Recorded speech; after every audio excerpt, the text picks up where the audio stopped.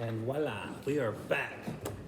Chef Chris, Sam Ed, we are doing our Thursday night virtual tasting for all of those that cannot be with us here in person. We're happy to do this to stay connected and to continue our further information of wine domination. World domination. We are going to drink every possible wine in the world, right? Just to try and stop us. I would say No, one glass at a time, but it's usually one bottle at a time. Usually. Yeah. But we... Well, actually, we're knocking down 2 at a time. So That's we're, true. We're doing Doubling the Lord's down. work here. And we do 4 in person. If you can be here on Thursday nights at Old North State Winery, you can taste 4 wines every Thursday night at 6 p.m. We talk about them. We kind of study them a little bit, and we socialize. Chef Chris produces some beautiful, tasty treats to go along with them, and we learn why we like food and wine, which is the greatest thing ever. I mean, everything else is just peripheral stuff. That's right. I mean, I just love beer and I love whiskey and scotch and, well, I also like gin and tequila, but that's a whole different story. But You gotta stop there. no, I shouldn't. I shouldn't stop. But then again, this is only a 30-minute show, so maybe Yeah. I should. But the point is that you can love all these other beverages, but there's really no beverage like wine when it comes to enhancing cuisine. And so that's why we think it's important. We make wines from Yadkin Valley here at the winery, but we also think that the wines of the world are equally as important to understand. So that's what we're doing. Pretty simple. Another great opportunity to learn. And Chef, here's another one of those that we like so much. If you're driving around on a side-by-side, you don't need a wine tool. Crack. Next thing you know, you're hauling firewood, drinking wine. That's right. Mom's little side-by-side is going to You're be... enjoying that, aren't you? Oh, yeah, it's hilarious. And it's orange, though. That's Oh, right. yeah, I mean, Thank you. just riding around it for no reason. I know. You know, it's That's like... the best part. I No thought, reason. when I say it's hilarious, because I just find ways to get on it and that I don't really need to. I have the same problem with my side by side. I mean, you know, something would be like over there in the corner. Yeah. Well, I better take You it. better fire this side by Yeah, I side. better get that and drive that over. Yeah, I feel you on that. I didn't think it would come to that. You know, especially since, you know, we got the Jeep and I love riding around the Jeep. You'd think I'd be sick Well, of it's riding just- around. It's just it's a Jeep Junior. It is a little baby Jeep. Yep, it is. It's I mean, also has no doors. Has no doors. It has a little compartment in the back to throw all your stuff. And, Yeah, the and empty it's bottles. fun to drive. You just, woo. Yep. Well, we are definitely enjoying this weather we've had. So there's lots of time to be enjoyed outdoors and unbelievable. It's been in the 70s in August. can't wrap my brain around it. Well, as I'm hot North as Carolina. July was, we kind of earned a couple of days like this. I'll take it. Yeah, there's going to be a price to pay, no doubt. You bet. But anyway, let's enjoy this. I'm going to go up after this, Chef, and cut down some trees at Mom's house. Nice. They're actually, I just got a text. They're on their way here, so they'll be here at the tasting in person. Nice. Yeah. So So flying or driving? driving. Oh wow. So yeah, Yeah. Yeah. nice. So let's talk about the wines at hand this week. So we are going to stay in Spain today, which, you know, we talk about Spain a lot at the chef's table. Chef Chris and I tend to have, most certainly I don't think you design your food to pair with Spanish wines. It just happens that way, but it almost seems like we have a Spanish or 2 Number wines 2. at every single chef table, seemingly. And there's a great reason, those, because they're so structured and delicious, and your dishes are so complex that, you know, you need a complex wine. I think Spanish wines deliver that They complexity. always deliver, and Yeah. you know, and the Spanish, you know, they're into it. I mean, they have huge regions, and I believe you said they're the most acreage. most acreage under vine in the Yep, world. I mean, yep. you know, by per capita or per however the ratio works. I mean, they take their wine very seriously, and what I'm telling you, dollar for dollar, Spain. Yeah, yeah. And so this is going to be from Penedès, which is, let's see, that would be the northeastern part of Spain. it's a coastal region, and it's really one of the most ancient regions that we know of. Because there's not, unfortunately, the written history wasn't that great before Christ. There wasn't a lot of documentation, but there are documentations that the Phoenicians had wine here 6 centuries before becoming of Christ. So that is just what we know. There could be so much more that Right, we I mean, just don't know. Documenting back then or Right. finding Yeah, and was ruined. and there might have been, who knows? There could have been great winemaking all over the world 5,000 years ago. We just don't have the documentation to prove it. But what we do know is wine is in the Spanish blood, and boy, they have a desire to make great wines, and they do it, and it's part of their culture. So this area is typically known for making their famous bubbly cava, which is done in the same style, same process as champagne. And there can be 3 main grapes to that, and that's Paella, Macabeo, and Xarel-lo. So this is a single varietal table wine, flat, not bubbly, that is, as you can see here, maybe without the glare a little bit, and that's Xarel-lo. And so this is one of the main components of cava, and we've done a lot of cavas over the years here at the restaurant, and we had a big one at the chef's table on Saturday night, I think it was, and people love that. And so I thought it'd be a good time to try to peel back the grapes of cava and introduce them to us as a single varietal. There are wines that are made to blend and blend only, but I think this is a great example that Xarel-lo, in the right hands, can be a standalone single varietal, and I think this is a beautiful one. Have you had a chance to taste it? Oh yeah, I mean, Pinor is your nose, producer here, and well, what do you think? I think it's outstanding. The nose is so bright and such a crisp, Yeah. refreshing wine. It tastes like this is coastal. I mean, it has all the elements of a really bright coastal wine. Well, when you get on that nose, it almost smells like that might be a cava. It just certainly does, and that makes me want to believe that maybe Xarel-lo is where the aromatics come from in cava. When when you get accustomed to how things taste as a blend, you don't really question what makes it work. And well, we're getting a taste here. What I like about this, Chef, is there is the brightness, what I would say typical of warm weather whites. They have to be really highly acidic to bring anything to the table. Sure. Because if it's a cool weather white, it's not going to hold its acidity like it should. And so there's certain varietals that can handle the heat and still retain their acidity. There is beautiful acidity here, but what I really find this fascinating is this on the tail end, this savory salinity, almost borderline waxy texture to it. It's what I mean. It's got body, yeah. Well, you remember you had that honeycomb for dessert, Oh yeah. and when you chew on that honeycomb, there's just like that. There's a little bit of that waxy kind of thing going on. This is reminiscent for me. This is what I get on it. Yeah, and I'm getting more melon than All over it. citrus. Yeah. This is just delicious. It's very refreshing. But I mean, it's bright, but it's just. I really like it. I gotta tell you It too. has a great weight to it. If you were to make a gazpacho with melon instead of cucumber, I know that sounds weird. No, it but doesn't. There's It doesn't at all. freshness. It's like a fresh melon, maybe, but not a sweet melon. Oh, it's great. Yeah, a green melon, not a cantaloupe. More like a honeydew melon. This wine is bone dry and really, really refreshing. So when it does warm up, and let's say you're out, mowing the yard and working up a sweat, this is a great way to quench your thirst so that you can move on to another big fat breath like we're going to do. Like we're gonna do. We're not going to go in dehydrated. That's right.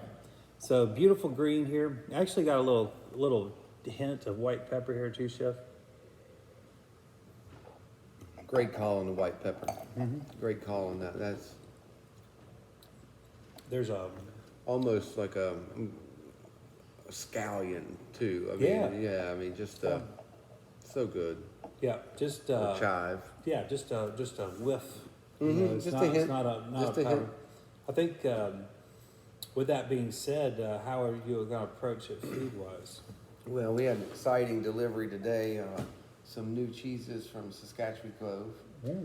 So we're going to put the Coppinger out there, which is it's a raw milk cheese, aged 90 days, semi-soft, brushed rind, gorgeous layer of vegetable ash running right down the middle. So I think that's going to be terrific with this. That little touch of fat, and Absolutely. we'll throw a few marinated olives on the Oh, side yeah. too, and that'll really Perfect. pop with this. I think. Yeah. But just a super high-end cheese. I'm really excited about it. We're going to use it. I don't know how yet, but we're certainly going to use it at the chef's table too this weekend, and maybe with a little app special for the dining room. But we got in 4 different cheeses from them today. Nice. So yeah, the Walden, which we've had, Yeah. and a different blue. We've been doing the skate rag Skate blue, rag's but this been a is a huge different success. different blue we got from them. So I'm excited to try that. And then there's one other, what's it called? Like the fern, something fern. It's small. It's not as soft as brie, but it's reminiscent. But it's like, it looks more like a pancake. It's like this big around, and like that thin. Interesting. Yeah, we're gonna try something and see what we can. I wonder what the madness was behind that I don't know. design. Exactly. Yeah, I'm sure it was functional. But no, I mean, I'm looking forward to reading up on it and eating it Yeah, and seeing what fun things we can't do. that'll be great. That'd be Chef. fun. Yeah. It'd be Yep. great. Well, We'll always love finding new cheeses.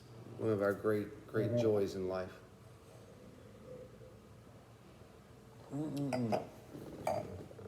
yum. Fabulous find there again.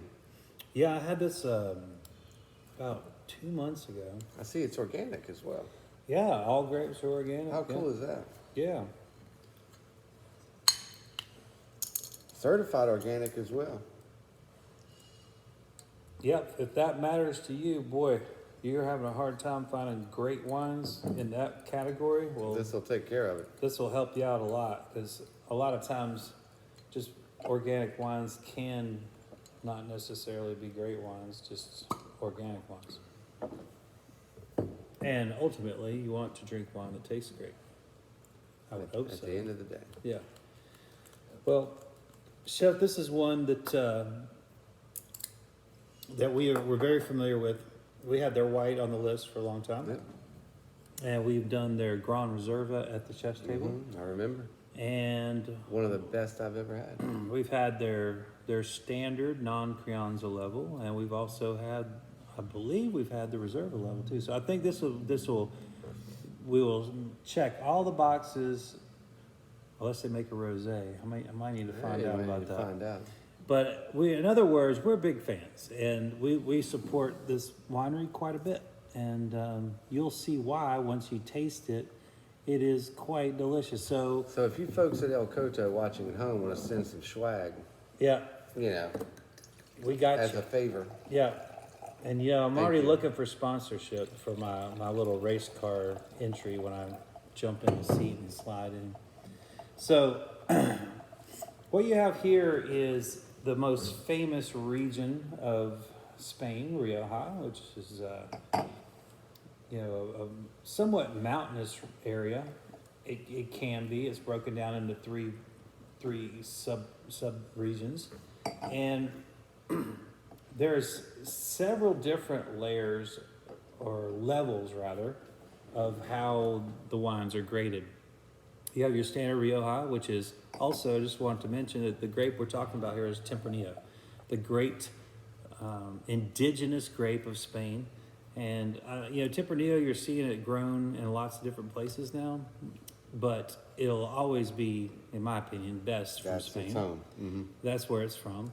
And it's a great wine for all things food, I think. I mean, it's... And you can really throw a dart. If you're a red wine drinker, you can find a way to eat just about anything with it because it is really delicious. It's fruity, but doesn't really have specific fruits. and it's dry and it's got great tannins and it's incredibly ageable, and it takes on oak as well, if not better, than any wine in the world, in my opinion, and prefers, although you'll see a lot of people using French oak, but I think it's a better wine with American oak. So the standard level Rioja doesn't really have any aging requirements, and then you step up to this level, which is Crianza, and Crianza requires minimum 2 years aging, and at least a year of that has to be in barrel. So it could be the whole 24 months in barrel, or it could be 12 months in barrel, then another 12 in the bottle. What I love about this standard is they are committed to quality over turning over dollars. And I think that it says a lot about the region. It says a lot about the philosophies of the Spanish people as far as their drinking habits, that they want quality when they see it on the label. When they see Crianza, they know what they're getting. When you go to the Reserva level, the standards raise even more. And then Gran Reserva, which is the rarest of them, is a almost ridiculous thing. 5 years. Yeah, isn't it? 5 years. Yeah, where the Reserva is 3. And you're talking about a huge commitment financially for them to not be turning dollars on these. And not to mention the, of course, the expensive oak that they're going to be using. If you leave a wine in oak for 24 months, I would say you're going to pretty much extract just about everything out of it. Those Yes. barrels aren't going to be No much. spent. I mean, there'll be a little, but there's You not could char much them use. again, I guess, or Maybe shave yeah, them a maybe little. shave them. Yeah, retoast. Which is expensive. Yeah, But it's also, we don't have enough ambassadors like El Coto or in Rioja, who is like, well, you will make money if you do it right. yeah, I think everybody wants to be rich yesterday. yeah, And that's cool. We all want more stuff. But there's some patience involved when you can have both. You can make some money and have something you're proud of. That's I love that's what's great about standard. Everybody's in a big I don't care about the rules thing sure. right now. But they're there for a reason. Yeah, you're not just you're not throwing darts at a rule board. Yeah, I mean, they've thought about this for thousands of years, Yeah, and they're like, yeah. "No, this is the best reflection of this region and these wines." And the greatest minds came together, and collaborated and compromised to find what they consider the best way to produce great red wines. And oh, by the way, I really like their whites too, but that's a different whites story. are Yeah. fabulous. But so here you have something that it's had 12 months of oak, which makes a huge difference in a wine. Actually, just a couple months can make a big difference. But when you get into 12 months, there's a significant change in the wine, seasoning of the wine, if you will, also a rounding of textures, sometimes fuller bodied. There can be all kinds of positive things that come from it. And wow, a little patience goes a A long, long way. way, boy. Could you imagine? I wish people could taste a 1-year-old wine compared to this. I mean, And I don't think I mentioned the vintage on this. We are on, if I can find it, 17. 17. So it's done its resting. And now that's another thing. Just because it's the law is you can't release it for 2 years, that doesn't mean that they can't hold it back even longer and wait for the proper time. And I think a lot more wineries should do that. Execute delivery at the proper time, not just to get it out. Not just to get it out there. And I know there's a lot of external pressures on that, on those decisions. So we know they don't come to it lightly. Right. So when someone does hold it back 6 months or a year, I mean, it's like, wow. Yeah. Or 2. Right. Just because you can tell when it's wound up, when it's bound up too. I mean, it's like you can tell you've got something great on your hands. You're perfectly in the clear to sell it, but it's just wound up and not ready. I mean, and charge more for it. Yeah. Yeah. People who like wine will pay it. Yeah. Absolutely. That's what I guess that's why I'm not an economist, that ever, and I don't know what I'm not much of a shopper either. So I don't really get into the mentality of the habitual shopper, or the mentality of the people who make things going, well, it's got to be this price. Why? Yeah. Yeah. I mean, is the only reason they're buying it is because it's $3.99 Mm-hmm. or $12.99, whatever it is. I mean, what do you really have? I mean, if you make something that's better, charge $15. Yeah. What's wrong with that? And reach even more people Yes. because so again, it's more delicious. That's why I don't sit on any boards as an advisor. But Well, I mean, just charge more. Yeah, I agree, and I mean, there's plenty of cheap wine out there for sure. But here, I want to make one note here, Chef, that this is not an expensive wine, I know it's not comparatively, but it's but it yeah. could. But I mean, you can find great $6 Spanish wines. Yeah. I mean, that's not an unusual find, and so for it not to be expensive, Mm-hmm. it's still, for Spain. I mean, you can do some things. Oh yeah, absolutely. So here you have a sub $20 bottle that has a year of oak and an additional year of aging. Plus, we've had even more aging, which gives us just incredibly soft, supple wine here. This is a medium body red, so which I really like because it gives us more pairing More ability. pairings. This wine, I'm telling you, would be killer with salmon. Oh, easily you could do salmon. Any kind of seafood. Chicken too, like pork. Oh yeah. It'd stand up to anything. Absolutely, yep. Now, we always talk about having Southern Rhone wines with chicken, roast chicken. This would be awesome with it as well. Wow. Well, Lot of Chef, vanilla now in this. what are you gonna aim food wise? Well, we got a real treat. Maybe even a little bigger than. We're gonna test. We're gonna test the El Coto against something, but I'm just so excited, can't help it. We're doing a carbonara with this. Sweet. So we've got our fresh linguine from Drake's right down the road. We've got pancetta, Mhm. bacon. Yeah. We've got egg yolks from our friend Kai's Hens. Yeah, Jay was here today. Jay brought them in today. I'm gonna have a few roasted chanterelles mixed in with that, and you know what old Sea Dog got in today? What'd you get? We got in some black summer truffles. Whoa. So we're gonna shave a little truffle right on top of that too. I think the Rioja's gonna. So do we're gonna just fine. charge 40 for this? Well, we're locked in. See, if we raise the price, don't want to do this anymore. Yeah, right. So we're already locked in. Well, enjoy your $60 pickup kit. Wow. But Very it's nice, gonna be Chef. over the top, Oh yeah. and it's gonna be over the top. And I think, yeah, I don't have my glasses. I don't know proportion wise. There might be some extra for you. So I mean, I know you don't like bacon, eggs, and truffles. No, what's to like about that?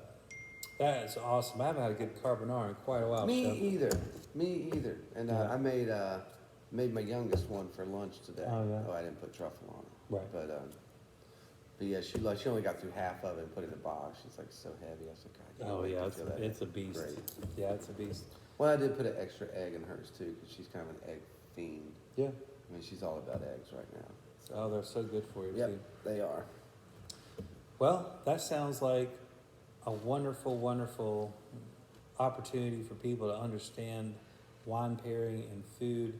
You know, you gotta oftentimes think outside the box. I know it'd be real tempting to do a white wine with that, Yes. or even a the obvious choice to me would be you'd be looking for an Italian wine. Mm-hmm.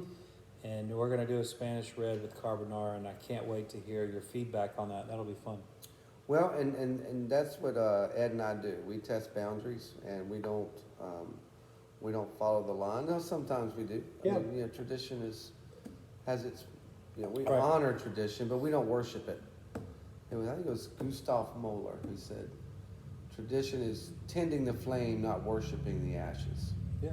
And so we tend the flame, but we like to push boundaries here. Ed with his his wines, and of course Ed's a great chef too. So I mean, he pushes me, and when we collaborate, it's, you know, we all know what we're talking about, and it's really the complexities of his palate, not just for the wine, but with the food, really lead us to some cool places. Yeah, we had a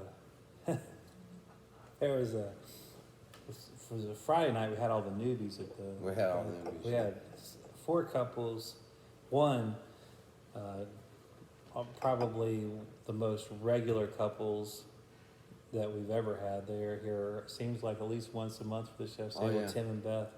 And I love it because it seems like every time they do it, they end up with a bunch of new people. They around. always have new people when they come. I don't Yeah. know how that's worked out, but it's Great. I think they enjoy it. But we had some somewhat sophisticated people, I felt like, at the table, and so they were very inquisitive, and they had a sense of traditional pairings. Mm-hmm.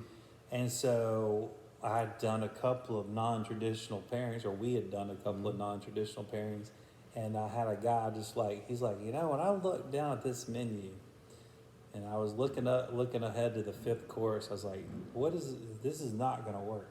You know, he already had in his mind it wasn't going to be a good pairing. And then when we got to the dish, it was great to see him he was somewhat confused or just a little disoriented because he was sure that pairing wasn't going to work. And he's like, this is so working. And, that is why it is so great to take chances with food and wine. But at the same time, you've got to know the basics to know where you can go. If you don't know the basics, the classics, which, when you know those, then you know which direction you can go and how far you can go. It's not to put handcuffs on you. It's just so that you can understand how food, if you have a basic understanding of basic wine pairings, it really gives you a sense of what's possible or capable of in a bottle of wine or on a dish. And it just gives you a little bit better, a more calculated risk, I would say. Well, I would say it's more than that. I would say it's absolutely essential. You know, you can't have a beautiful home full of art built on sand. Your foundation has to be firm. If you don't have the building blocks, firm, solid building blocks, you can't be creative. Right. Because you don't know what you're doing. Yeah. And you can't teach what you don't know. Right. And you have to learn the basics. You have to learn it as a chef. You have to learn it as a somm. And you can never get away from those foundations because that's where the flowers and the vines sprout from. But if that rootstock isn't built in the building blocks and the traditions, you're never going to reach your potential. And you know, when people like to talk to Ed, you're like, hey, I've got this cut of this. What are you going to pair with it? Well, you know, he would never in a million years do it, but I can already see that. I mean, Ed never pairs to the protein. You know, he did when, 20 years ago. But, you should see the obscure stuff he latches onto. I mean, I get 100 questions on what I consider a very simple dish because he's looking for that thing. And because he's like, well, I'm not pairing it to the tomato or whatever the thing is. He goes, because, that's a no-brainer, but that's not what's influencing the pairing. Right. And so, but you can't do that either way. You can't do that your first year of pairing wines, but you have to do the proper tomato pairing first, so you can understand why that's it before you can get up the ladder and to get the level he is, where he's just geeking out on what the wine's gonna pick up on, and I'm starting to learn too now, where I don't even like. When the questions start coming, I'm already going, oh, and this, it's like way in the background. I didn't think, I'm already mentioning the things I don't think matter because it's making me a better chef because they do matter. And he knows the questions to ask and what the complexities are and how the interplay and what's hot, what's cold. I mean, just all these things you don't think about. You're like, oh, the flavor's there. Well, no, it's not. And so it really challenges me to just buckle down and make sure all these things are balanced because the dinner's riding on that. And so you can't take any of these little things you would normally take for granted anymore. That's the difference between going out to dinner and doing a chef table. Yeah, I agree. It's so more cerebral, and not like, and don't get me wrong, it's not like it's work. It's not like, oh gosh, I don't want to go for 3.5 hours and have to think all night. We did the But it's- thinking for you. Yeah, You just exactly. enjoy it. You just do the enjoying, and then if you want to think and get deep, that's available too. And I love all the different personalities and quite frankly, how they interact with each other. Yes. We're talking about Tim and Beth. You know, they certainly reach out to They people love meeting beside new them. people, and yeah, it's Yeah. great. And then Saturday night, we had the owners of the restaurant in, and they were actually here for their anniversary. And they were interacting with some folks they were down east, weren't they? Newbern? Yeah. Something. And they were clicking big time. And, you know, it's just really interesting how all the personalities and the exchange of ideas and experiences. That And one couple, though, that guy was hammering you all night. yeah, he mean, didn't let up. He knew, But I was all he right. knew a lot. I mean, He did know a lot. So he was, but yeah, I mean, He traveled a lot. That's fun, yeah. He traveled a lot more than I had. But I studied a lot more than he had. True. That's true. Luckily I had the answers, and yeah, one of the things that my biggest fear is that someone's going to be up here hammering me about, and I don't have an answer. Right. And Yeah, so that's terrifying. That's why I read as much as I can about wine so that I will have an answer and have a good understanding of the wine world.